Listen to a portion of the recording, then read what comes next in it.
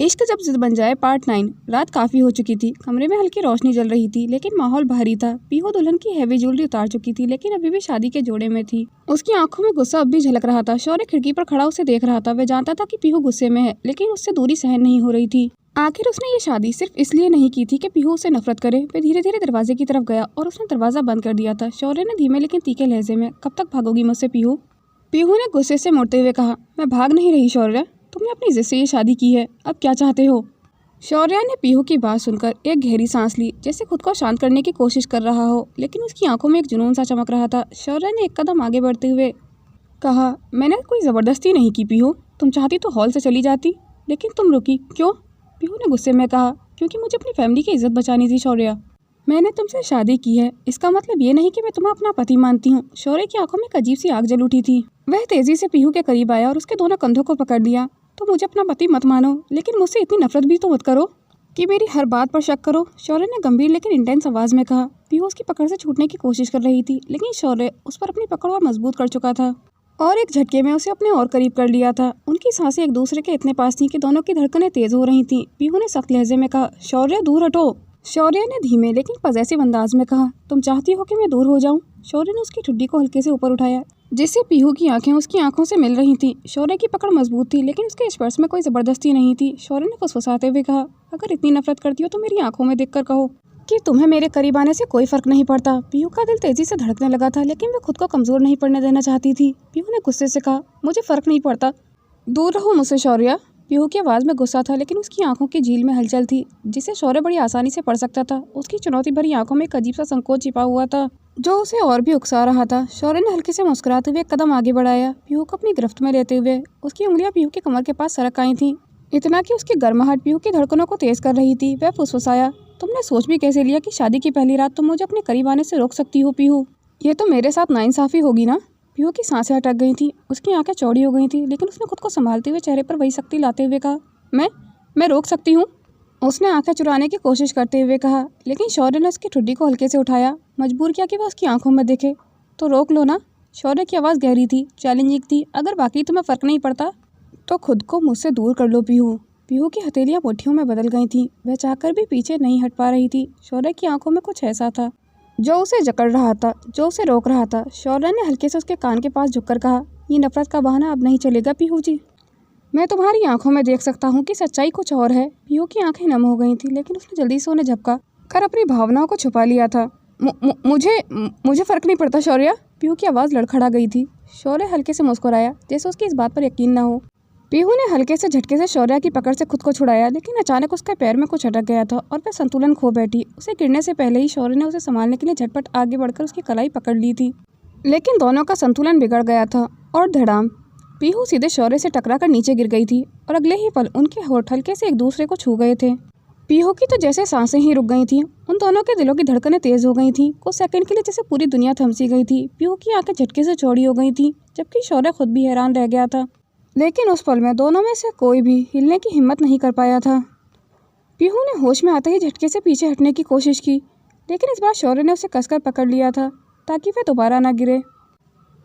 तुमने ये जानबूझकर किया है ना शौर्य? पीहू का चेहरा गुस्से और शर्म से लाल हो गया था। शौर्य ने हल्के से अपनी उंगलियां अपने होठों पर फेरी और फिर उसकी आंखों में देखते हुए शरारती मुस्कान के साथ कहा, अगर जानबूझकर करता तो ये एक्सीडेंट नहीं होता। एक तो तुम्हारी वजह से मैं गिर गया और अब इल्ज़ाम भी मुझ पर ही लगा रही हो। अगर तुम चाहो तो हम दोबारा भी कर सकते हैं, फिर ठीक से डिसाइड हो पाएगा कि गलती किसकी थी। पीहू की झुंझलाहट बढ़ गई थी। उसने खुद को फिर से छुड़ाया और बिना पीछे देखे बेड पर जाकर लेट गई थी। शौर्य से झुंझलाते हुए देख रहा था, फिर खुद से फुसफुसाया, अब बताओ सच में फ़र्क नहीं पड़ता पीहू? उसकी आंखों में एक गहरी चमक थी। पीहू का चेहरा अब भी गुस्से और शर्म से तप रहा था। उसने तकिए में मुंह छुपा लिया था, लेकिन दिल की धड़कनें अभी बेकाबू थीं। शौर्य ने हल्की मुस्कान के साथ उसे देखा और बिस्तर की दूसरी तरफ जाकर बैठ गया था। वैसे एक बात बताओ पीहू? शौर्य ने हल्के से उसे टोका। पीहू ने कोई जवाब नहीं दिया। तुम कह रही थी कि तुम्हें फ़र्क नहीं पड़ता, लेकिन यहाँ तो कोई किसी की शक्ल देखने को तैयार नहीं है। पीहू ने गुस्से में तकिए से मुँह उठाया और तड़प कर बोली, शक्ल देखने का मन तब करता है जब सामने वाला इंसान हो, तूफान नहीं। शौर्य ने हंसते हुए कहा, तो फिर तूफान से टकराने की गलती क्यों की?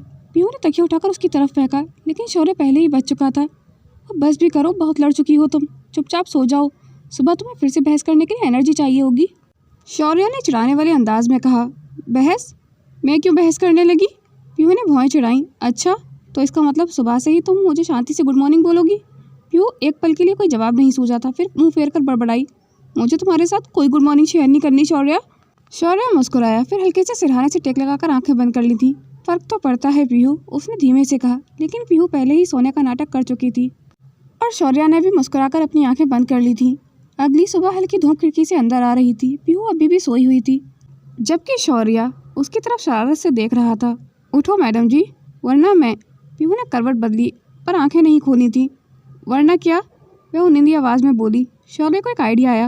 वह थोड़ा और झुकते हुए फुसफुसाया, वरना मैं दोबारा वही गलती कर सकता हूँ जो कल। पीहू की आंखें झटके से खुली और वह हड़बड़ाकर बैठ गई थी। तो तुम इतने बेशरम कैसे हो सकते हो? शौर्य ठहाका लगाकर हंस पड़ा था। अभी भी फर्क नहीं पड़ता पीहू। पीहू का चेहरा फिर से लाल हो गया था। उसने तकिया उठाया और पूरी ताकत से शौर्य की तरफ फेंका, लेकिन इस बार भी वह मुस्कुराते हुए आसानी से बच गया था। एक दिन तुम्हें तुम्हारी चाल में फंसा कर दिखाऊंगी शौर्या, पीहू ने झुंझलाकर कहा। शौर्य उसकी तरफ बढ़ा हल्की मुस्कान के साथ। चैलेंज मंजूर है मिस पीहू। कमरे में अभी हल्की नोकझोंक की गूंज थी, लेकिन दोनों के बीच की दूरियां पहले से कहीं कम हो चुकी थी। रितिका ने दरवाजे पर हल्की दस्तक दी। भाभी, मामी जी ने आपके लिए कपड़े भेजे हैं। लेकिन इससे पहले कि पीहू कोई जवाब देती, दरवाज़ा अचानक खुला और सामने शौर्य खड़ा हुआ था। उसने बेझिझक कपड़े लिए और रितिका की तरफ देखा। रितिका की आंखें पहले से चौड़ी हो गई थी, फिर उसके चेहरे पर एक शरारती मुस्कान आ गई थी।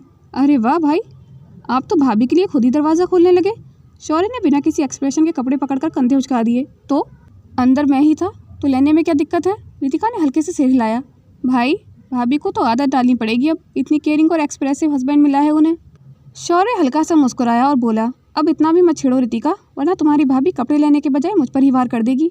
अंदर से ही पीहू की आवाज़ आई। रितिका, इनसे बात मत करो, ये सिर्फ ताने मारने में एक्सपर्ट हैं। रितिका हंसने लगी। अच्छा ठीक है भाभी, लेकिन भाई को देखकर तो लगता है कि ये आपके बहुत बड़े फ़ैन बन चुके हैं। शौर्य ने मुस्कान दबाते हुए कहा। फ़ैन? मैं? हद है रितिका। रितिका ने आँख दबाते हुए कहा। तो फिर दरवाज़ा खोलते ही कपड़े लपकने वाला कौन था? शौर्य को पहली बार रितिका से मात मिली थी। उसने हल्का सा सिर झुकाया और बोला, अच्छा ठीक है, मान लिया, लेकिन अब बहुत सवाल हो गए, जाओ यहाँ से। रितिका खिलखिलाकर हंसी और बोली, हाँ हाँ जा रही हूँ, लेकिन भाभी आप तो देख ही लो कि मामी जी ने क्या भेजा है। कहकर वह हंसती हुई चली गई थी, लेकिन जाते जाते बोली, भाभी को जल्दी नीचे भेजना, वरना सब समझ जाएंगे कि क्यों देर हो रही है। शौर्या ने चौंक कर दरवाज़ा बंद किया और पलटा तो देखा कि पीहू उसे घूर रही थी। तो मैं दरवाज़ा खोलने की क्या ज़रूरत थी शौर्या? पीहू भौं चढ़ाकर बोली। शौर्या ने लापरवाही से कहा, ताकि तुम्हें पता चले कि मैं सिर्फ ताने नहीं मारता, एक्शन भी लेता हूँ। शौर्य जो अब तक आराम से बेड पर बैठा हुआ था, हल्के से मुस्कुराया। अच्छा हुआ तुम घर वालों के सामने वैसी नहीं जा गई जैसी अभी हो। पीहू भौं चढ़ाते हुए पलटी। मतलब? शौर्य ने सिर झटका। मतलब ये कि तुम्हारे बाल अभी भी बिखरे हुए हैं और चेहरा देखो, लगता है रात भर गुस्से में बड़बड़ाती रही हो। पीहू ने झटके से आईना देखा और खुद को संवारने लगी, फिर गुस्से से शौर्य की तरफ मुड़ी। और तुम्हें इससे क्या फ़र्क पड़ता है? शौर्य ने मज़े लेते हुए कहा। मुझे नहीं, तुम्हें फ़र्क पड़ता है, वरना तुम आईने के सामने इतनी मेहनत क्यों कर रही हो? पीहू ने गहरी सांस ली। पीहू ने शौर्य को घूरा और कपड़े लेने के लिए हाथ बढ़ाया, लेकिन शौर्य ने जानबूझकर कपड़े अपनी पीठ के पीछे कर लिए थे। शौर्य दो ना, पीहू ने चिढ़ते हुए कहा। पहले एक बार स्वीटली प्लीज़ बोलो, शौर्य ने शरारती मुस्कान के साथ कहा। पीहू ने आंखें तरेरी। मैं क्यों बोलूँ?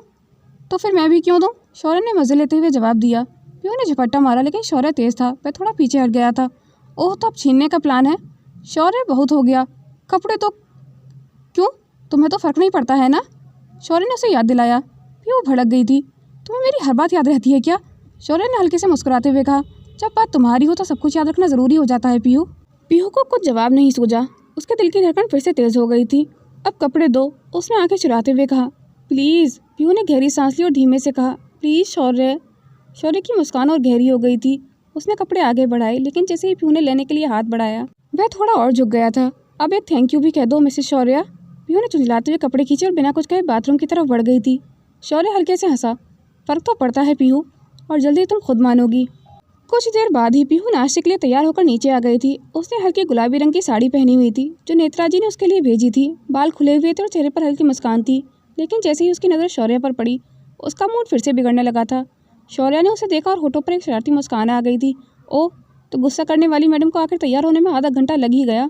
पीहू ने उसकी बात को नज़रअंदाज किया और चुपचाप अपनी प्लेट उठाई। नेत्रा जी ने प्यार से पूछा, कैसी लगी बेटा साड़ी? शौर्य ने मुँह दबाते हुए कहा, अरे नेत्रा जी, ये तो तब बताएगी जब मैंने कोई कॉम्प्लीमेंट दिया होगा। पीहू ने घूरते हुए कहा, मुझे तुम्हारी तारीफ़ की कोई ज़रूरत नहीं। शौर्य ने सिर हिलाया। ओह, तो मान लिया कि तारीफ़ के लायक लग रही हो। पीहू की आंखें चौड़ी हो गई थी। उसने गुस्से में पराठे की प्लेट ज़ोर से रखी तुम्हें कोई और काम नहीं है क्या शौर्य? लेकिन फिर वह अपनी इस हरकत पर खुद ही शर्मिंदा हो चुकी थी। शौर्य ने मजे लेते हुए पराठे की तरफ इशारा किया। अभी तो नाश्ता कर रहा हूँ। वैसे तुम्हें गुस्से में देखकर भूख और बढ़ जाती है पीहू। पीहू ने गहरी सांस ली और खुद को शांत रखते हुए कहा, तुम्हारी इन बातों का मुझ पर कोई असर नहीं होता शौर्य। शौर्य ने हल्की मुस्कान के साथ पराठे का एक टुकड़ा तोड़ा। असर हो या ना हो, लेकिन रक्त तो गुलाबी पड़ गया ना तुम्हारे गालों का। मेरे लिए इतना ही काफी है। पीहू का चेहरा सच में हल्का लाल पड़ गया था, लेकिन उसने जल्दी से नजरें चुराई। रितिका और बाकी लोग हल्का हल्का मुस्कुरा रहे थे। बुआ जी ने प्यार से दोनों को देखा और मनी मन मुस्काई। शायद इनकी नोकझोंक में ही प्यार छुपा हुआ है। रितिका ने मुस्कुराते हुए शौर्य की तरफ देखा और फिर हल्की शरारती आवाज में बोली, बस करो भैया, और कितना परेशान करोगे भाभी को। देखो ना, बेचारी का चेहरा लाल हो गया है। शौर्य ने पराठे का एक और टुकड़ा तोड़ा और नजरों के कोने से पीहू को देखते हुए मजे से बोला, अरे मैं तो सिर्फ प्यार से नाश्ता कर रहा हूँ, परेशान थोड़ी कर रहा हूँ। पीहू ने उसे घूर कर देखा, लेकिन अब गुस्सा करने का भी कोई फायदा नहीं था, क्योंकि पूरे घर में हल्की हंसी गूंज रही थी। बुआ जी ने प्यार से पीहू के सिर पर हाथ फेरा। अच्छा भी मीठी नोकझोंक बाद में करना, पहले शादी के बाद की रस्में निपटा लो। नाश्ते के बाद पगफेरने की रस्म होने वाली थी। पीहू का मायका पास ही था, इसलिए तय हुआ कि वह रस्म वहीं जाकर होगी। पीहू हल्के गुलाबी और सुनहरी रंग की साड़ी में सजी हुई थी। माथे पर सिंदूर और हाथों में लाल चूड़ियां झंझना रही थीं। घर की सभी औरतें रस्म के लिए तैयार हो चुकी थीं। जैसे ही पीहू अपनी ससुराल से निकलने लगी, शौर्य ने हल्के से उसकी चुन्नी खींच ली थी। वह थोड़ा झुकी तो शौर्य फुसफुसाया, इतनी जल्दी जा रही हो मुझे छोड़कर? क्या तुम्हारा मुझे छोड़कर जाने का दिल कर रहा है? पीहू ने होंठ भींचकर उसे घूरा। ये रस्म है शौर्य। शौर्य ने हंसते हुए धीरे से जवाब दिया, तो फिर जल्दी वापस आना, वरना मैं लेने खुद आ जाऊंगा तुम्हें। रितिका और बाकी घर वालों ने ये नजारा देखा तो फिर से ठहाके लगाए। बुआ जी ने शौर्य की हल्की चपत लगाई, बस कर लड़के, अब इसे जाने दे। पीहू मुस्कुराते हुए अपने मायके चली गई थी, लेकिन मनी मन जानती थी कि ताने झगड़े से भरा रिश्ता धीरे धीरे कुछ और ही रंग ले रहा था। पीहू जैसे ही अपने मायके पहुंची, दरवाजे पर संगीता जी और संध्या पहले से ही खड़ी हुई थी। संगीता जी ने जैसे ही पीहू को देखा, उनकी आंखों में नमी आ गई थी। उन्होंने प्यार से पीहू को गले लगाया। आ गई मेरी बेटी, कैसा लग रहा है ससुराल में? पीहू ने हल्की मुस्कान के साथ जवाब दिया, अभी तो बस शुरुआत है माँ, लेकिन सब लोग बहुत अच्छे हैं। संध्या ने शरारती अंदाज में पीहू की चूड़ियों को छूते हुए कहा, और जीजू कैसे हैं? तंग तो नहीं कर रहे ना? पीहू की सुबह की शौर्य की छिड़कानी याद आ गई थी, लेकिन उसने चेहरा बनाते हुए कहा, तंग करने का तो दूसरा नाम है शौर्य। संगीता जी ने मुस्कुराते हुए सिर हिलाया, अरे पति पत्नी के बीच ऐसी मीठी मीठी नोकझोंक की तो प्यार बढ़ाती है। फिर उन्होंने थाली मंगवाई और पग फेरने की रस्म शुरू की। पीहू ने धीरे धीरे कदम घर में रखा और संगीता जी ने उसके पाँव धोने के लिए चांदी की परात में हल्दी मिले हुए दूध और पानी से उसका स्वागत किया। उन्होंने हल्दी चंदन का तिलक किया और आरती उतारी। पीहू ने संगीता जी के पैर छूकर आशीर्वाद लिया तो संगीता जी ने प्यार से उसके सिर पर हाथ फेरते हुए कहा, खुश रहे मेरी बच्ची, और अपने घर को प्यार से संवारना। इसके बाद संध्या एक बड़ी सी थाली में गुड़ चावल और नारियल लेकर आई और मुस्कुराते हुए बोली, अब ये रस्म पूरी करने के लिए कुछ देना भी पड़ेगा। पीहू ने आंखें घुमाते हुए कहा, अच्छा और क्या चाहिए तुझे?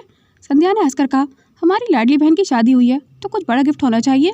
पीहू मुस्कुराई और अपनी कलाई से सोने की पतली चूड़ी निकालकर संध्या को पहना दी। चलो अब खुश? संध्या की आंखें खुशी से चमक उठी थीं। अब तो जीजू से भी गिफ्ट लेना पड़ेगा। तभी संगीता जी बोली, अच्छा अब रस्म हो गई, अब जरा खाना वाना खा लो। पीहू को माँ के हाथों का बना खाना खाते ही ससुराल की सारी थकन भूल गई थी। घर का हर कोना अभी वैसा ही था, लेकिन अब वह इस घर की मेहमान थी। थोड़ी देर बाद ही शौर्य का फोन आया, तैयार हो जाओ, मैं तुम्हें लेने आ रहा हूँ। पीहू ने जवाब दिया, इतनी जल्दी? अभी तो आई हूँ। शौर्य ने हल्की मुस्कान के साथ कहा, हाँ लेकिन अब तुम्हारा असली घर तुम्हारा इंतजार कर रहा है, और सबसे ज़्यादा मैं। पीहू ने शर्माते हुए फ़ोन रख दिया था, लेकिन शौर्य कुछ देर बाद ही पीहू के दरवाजे पर पहुंच चुका था। जैसे ही शौर्य अपनी कार से उतरा, संध्या ने उसे देखते ही मुस्कान दबाते हुए कहा, आ गए जीजू, इतनी जल्दी याद आ गई हमारी दोस्त की। शौर्य ने हाथ जेब में डालते हुए शरारती अंदाज में जवाब दिया, हाँ क्या करूँ, तुम लोगों ने कुछ घंटे में हमारी नई नवेली दुल्हन को हमसे छीन लिया। संध्या ने भौहें चढ़ाकर कहा, अरे वाह, अभी कल तो हमारी सहेली को तंग कर रहे थे और अब इतनी मोहब्बत जाग गई। शौर्य ने मजे लेते हुए कहा, तंग तो करता हूँ लेकिन हक से, वैसे तुमसे ही सीख रहा हूँ साली साहिबा पीहू को छेड़ने के तरीके। पीहू जब तक चुप थी, शौर्य की बात सुनकर उसकी तरफ घूरने लगी, लेकिन इससे पहले कि वे कुछ कहती, संध्या बीच में बोल पड़ी, अच्छा जीजू एक बात बताइए, आपने हमारी पीहू को इतनी जल्दी लेने की इतनी बेचैनी क्यों दिखाई? कहीं ज़्यादा प्यार तो नहीं हो गया? शौर्य ने संध्या की बात सुनकर मुस्कुराते हुए कहा, प्यार? अरे नहीं, मैं तो बस चेक करने आया हूँ कि कहीं मायके में मेरे खिलाफ इसे भड़काया तो नहीं जा रहा। संध्या ने ठहाका लगाते हुए पीहू की ओर देखा, सुन रही हो पीहू, यह आदमी तो बहुत चालाक निकला। जिसकी आप जैसी चालाक साली हो संध्या जी, उसे तो चालाक बनना ही पड़ता है। शौर्य ने फुसफुसाते हुए कहा। पीहू ने हल्की झुंझलाहट के साथ कहा, तुम तो ना बंद करोगे या मैं चली जाऊँ? शौर्य ने हंसते हुए दरवाज़ा खोल दिया, चलो तुम्हारी विदाई का समय हो गया है। जाने से पहले शौर्य ने आगे बढ़कर संगीता जी के पैर छुए। उन्होंने प्यार से उसका माथा छुआ और कहा, खुश रहो बेटा, और मेरी बेटी का हमेशा ख्याल रखना। शौर्य ने गंभीर लहजे में कहा, आप चिंता मत कीजिए मम्मी जी, अब ये मेरी जिम्मेदारी है। संगीता जी ने एक थाल में हल्दी चावल रखकर दोनों को तिलक किया और एक लिफाफा शौर्य की जेब में डाल दिया। शौर्य ने मुस्कुराते हुए कहा, अरे मम्मी जी, अब क्या ज़रूरत थी इसकी? संध्या ने बीच में टांग अड़ाई, ज़रूरत है जीजू, ये मायके की विदाई की परंपरा है। शौर्य ने सिर हिलाया और मुस्कुराते हुए कहा, ठीक है फिर साली साहिबा, अगली बार ससुराल आओगी तो दहेज में गिफ्ट भी मिलेगा। संध्या ने आंखें घुमाई, अच्छा जी, फिर देखते हैं कि आप कितने बड़े दिल वाले हैं। हंसी मजाक के साथ विदाई का पल थोड़ा हल्का हो गया था, लेकिन पीहू की आंखों में हल्की नमी आ गई थी। माँ को छोड़कर जाना कभी आसान नहीं होता, लेकिन अब उसका दूसरा घर भी उसे उतना ही अपनाने लगा था। शौर्या ने हल्के से पीहू का हाथ थामा और फुसफुसाया, उदास मत हो पीहू, मायके से ज़्यादा तंग करने वाले लोग तुम्हारा ससुराल में इंतज़ार कर रहे हैं। पीहू ने हल्की मुस्कान के साथ सिर झटका और गाड़ी में बैठ गई थी एक नए सफ़र की ओर। विदाई के बाद जब पीहू शौर्य के साथ ससुराल पहुंची तो घर के सभी लोग उनके स्वागत के लिए तैयार थे। वाजी ने आरती उतारी और बाकी परिवार ने भी उन्हें ढेरों आशीर्वाद दिए, लेकिन इन सब के बीच एक शख्स ऐसा था जो इस मीठी दुनिया में जहर घोलने का इरादा रखता था। नेत्रा जी को पीहू और शौर्य की नज़दीकियाँ बिल्कुल भी पसंद नहीं आ रही थीं। नेत्रा जी, जो हमेशा से ही शौर्य को पसंद नहीं करती थी, उन्हें यह भी पसंद नहीं था कि वह घर का सबसे बड़ा बेटा होते हुए भी सबका लाडला था। और अब जब से पीहू इस घर में बहू बनकर आई थी तो यह उनके लिए एक और नई चुनौती थी। शाम को जब पीहू अपने कमरे में आराम कर रही थी तभी नेत्रा जी हल्की मुस्कान के साथ अंदर आईं। कैसी हो पीहू बेटा? उन्होंने मीठी आवाज़ में पूछा। पीहू ने सम्मानपूर्वक जवाब दिया, जी मैं ठीक हूँ माँ जी। नेत्रा जी ने उसके सिर पर हाथ फेरा और धीरे से बिस्तर पर बैठ गईं। फिर उन्होंने हल्की हाँ भरते हुए कहा, बेटा एक बात कहूँ, तुम्हें शायद अच्छा ना लगे, लेकिन ये मेरी जिम्मेदारी बनती है कि तुम्हें पहले ही सब कुछ बता दूँ। पीहू थोड़ा सतर्क हो गई थी। क्या हुआ माँ जी? नेत्रा जी ने गहरी सांस ली और नकली उदासी के साथ कहा, शौर्या को तुम अभी अभी जानने लगी हो पीहू, लेकिन मैं उसे बचपन से जानती हूँ। मुझे डर है कि कहीं वह तुम्हारे साथ भी वैसा ही व्यवहार ना करे जैसा उसने औरों के साथ किया है। पीहू चौंक गई थी। मतलब माँ जी? मैं कुछ समझी नहीं। नेत्रा जी ने पीहू की आंखों में झांकते हुए कहा, शौर्य बहुत चालाक है बेटा, वह हमेशा अपने फ़ायदे के लिए सबको इस्तेमाल करता है। उसके लिए रिश्ते सिर्फ नाम के होते हैं। तुम सोच रही होगी कि मैं सौतेली माँ हूँ इसलिए ऐसा कह रही हूँ, लेकिन सच्चाई इससे कहीं ज़्यादा कड़वी है। पीहू पूरी तरह से अलर्ट हो चुकी थी। आप कहना क्या चाहती हैं? नेत्रा जी ने अपनी आवाज़ धीमी करके कहा, तुमने कभी सोचा है कि उसने तुमसे शादी इतनी जल्दी क्यों कर ली? कहीं ये सिर्फ एक दिखावा तो नहीं? पीहू को ये सुनकर धक्का लगा था। वह कुछ बोलने ही वाली थी कि नेत्रा जी ने एक और तीर चलाया। मुझे तुम्हें यह नहीं बताना चाहिए था, लेकिन मैं क्या करूं? मुझे तुम्हारी फिक्र हो रही थी, लेकिन अगर तुम चाहो तो शौर्य के पुराने रिश्तों के बारे में पता कर सकती हो।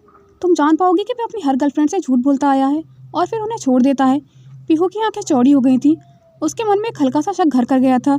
नेत्रा जी ने पीहू के हाथ पर हाथ रखा और धीरे से कहा, मैं चाहती हूँ कि तुम इस घर में खुश रहो, लेकिन अपनी आंखें बंद मत करो। शौर्य पर आंख मूंद कर भरोसा मत करना, वरना कहीं तुम्हें भी पछताना ना पड़े। यह कहकर नेत्रा जी खामोशी से कमरे से बाहर चली गई थीं। लेकिन उनके शब्द पीहू के मन में हलचल मचा चुके थे। नेत्रा जी की चाल शुरू हो चुकी थी। अब देखना था कि पीहू इस जाल में फंसती है या नहीं। रात का समय था, कमरे में हल्की रोशनी थी, लेकिन माहौल भारी था। पीहू बिस्तर पर बैठी हुई थी। उसके मन में कई सवाल घूम रहे थे। नेत्रा जी की बातें उसके दिमाग में बार बार गूंज रही थीं। तभी दरवाज़ा खुला और शौर्य अंदर आया। वह थका हुआ था, लेकिन पीहू के चेहरे की गंभीरता देखकर रुक गया। क्या हुआ पीहू? शौर्य ने उसकी ओर देखते हुए पूछा। पीहू ने बिना भूमिका के सीधा सवाल किया, तुम्हारी कितनी गर्लफ्रेंड्स रही हैं शौर्य? शौर्य अचानक उसके सवाल पर शॉक्ड रह गया था। क्या कह रही हो पीहू? उसने पीहू की आंखों में झांकते हुए फिर से पूछा, क्या मैं तुम्हारी ज़िंदगी में पहली लड़की हूँ या मुझसे पहले भी कई लड़कियाँ थीं? शौर्य समझ गया था कि वह सवाल कहीं और से उकसाया गया है। शौर्य ने गहरी सांस ली और शांत लहजे में कहा, पीहू तुम ये सब क्यों पूछ रही हो? पीहू की आंखों में आंसू आ गए थे। मुझे सिर्फ जवाब चाहिए शौर्य। शौर्य ने उसकी ओर कदम बढ़ाते हुए कहा, मेरी ज़िंदगी में तुम्हारे अलावा कोई और नहीं था और ना ही कभी होगा, और यही मेरी ज़िंदगी का सच है पीहू। पीहू ने सिर झटका। मुझे सिर्फ सच सुनना है शौर्य। मुझे बताया गया है कि तुम हर लड़की के साथ यही करते हो, फिर उन्हें छोड़ देते हो। शौर्य की आंखों में अब गुस्सा झलकने लगा था। उसने तेज़ आवाज़ में कहा, किसने कहा है तुमसे? पीहू ने नज़रें फेरनी थी।